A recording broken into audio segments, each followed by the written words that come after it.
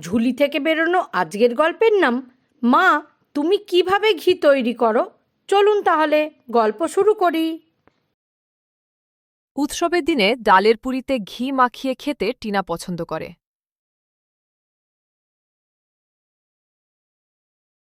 মা, এই তাজা এবং সুগন্ধি ঘি কোথা থেকে আসে? এটি সাদা এবং নরম মাখন দিয়ে তৈরি হয়।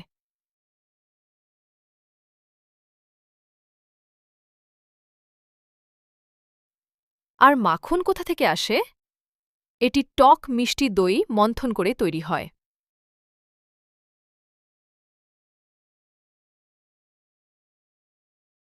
তাহলে দই কোথা থেকে আসে?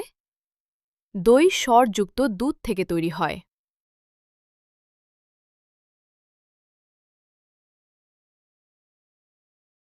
এই দুধ কোথা থেকে আসে? আমাদের গাভী কপিলা আমাদের দুধ দেয়।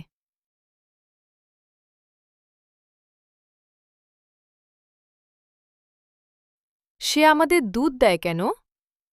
আমরা তাকে তাজা ঘাস যে খেতে দিই এবং প্রচুর ভালোবাসাও দিই।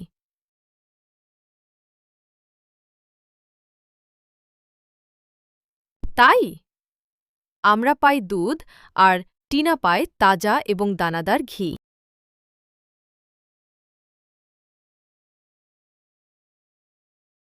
বাচ্চারা, গল্পটি তোমাদের কেমন লাগলো?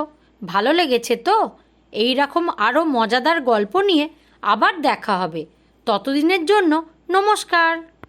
এই ধরনের মজাদার গল্প শোনার জন্য এই কিউআর কোডটি স্ক্যান করুন।